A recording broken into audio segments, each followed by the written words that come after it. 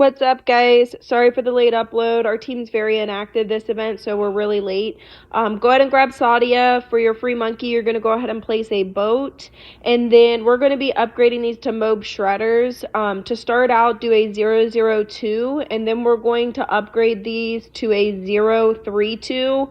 When you're placing these, make sure you're being mindful of putting it on close to smart. So basically, wherever the boss is, if it's effective for close, put it on close, so you'll have to go back and forth. This one's very tedious here, so this is not one that I enjoyed personally on this map. Once you upgrade your first Mob Shredder, go ahead and do your boat to a 202, and then you're going to go ahead and place another spike and do a 032 again. Immediately after that, we want to go ahead and start a Druid and make it a 030. I know it was really hard to see there. And then immediately after that, we're going to go ahead and start doing more Mob Shredders again. So as you'll see throughout this video, it's going to be a ton of Mob Shredders. And then we're also going to want to put a village by the Druid because we need it to detect camo. I know I'm going super quick here, but that village was a 020 to help detect camo. This map with the Mob Shredders, they're very effective, so balloon leaks can happen, so make sure you're modifying and watching. And you'll see I'll rotate back and forth between a lot of my spike factories, and all I'm doing is you're seeing when I'm switching back and forth between each one is changing them from like close to smart. The ones on the right that I'm placing now, be very careful. Mark those all on smart, because if you mark them as close, they will all go to the back exit, and then they're not going to be very effective. And then make sure you upgrade your Druid as well too. That will help with the balloon cleanup here, and then we're going to spam a ton more Mob Shredders again.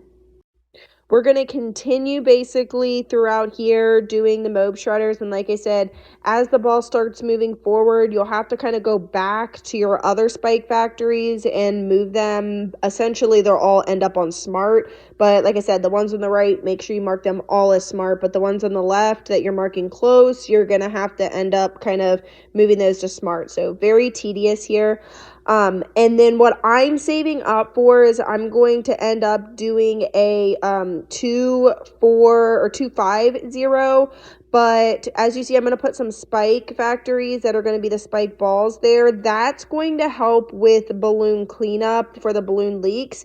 But essentially what I'm saving up for now is the carpet of spikes. So once you get enough, sell everything or just sell the extra Mob Shredders. And then we're going to make a carpet of spikes here.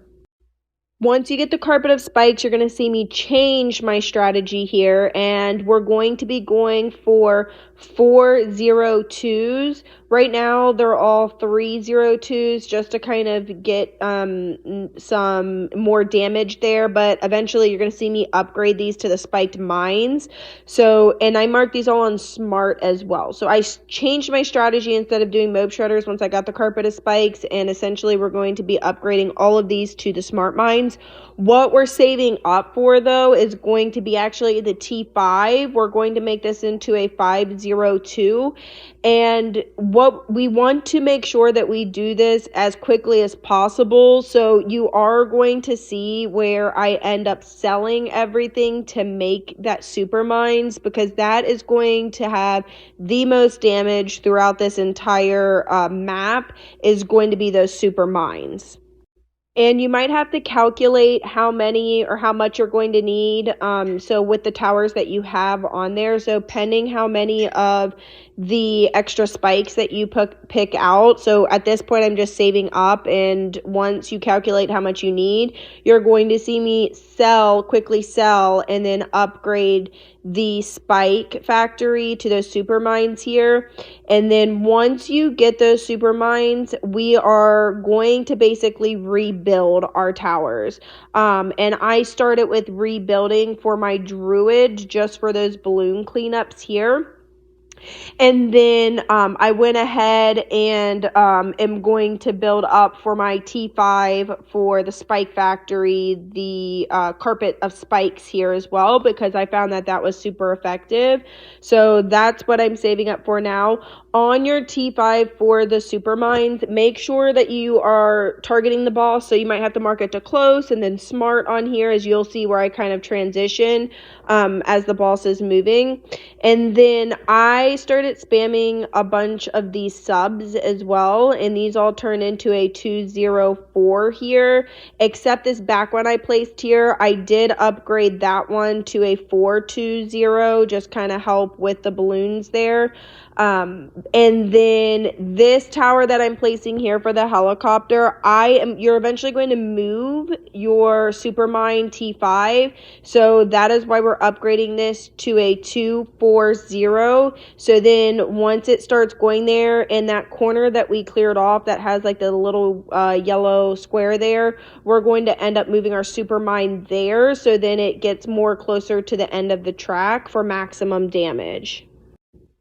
You'll see that I continue to spam a lot of those subs as well. And then I'm going to move, as you see, my T5 over here. And that is going to continue helping maximize the damage there on here. And then what we are going to be doing is we're going to be upgrading our subs after we kind of fill this corner up as well. So eventually we'll upgrade one of those as a sub commander.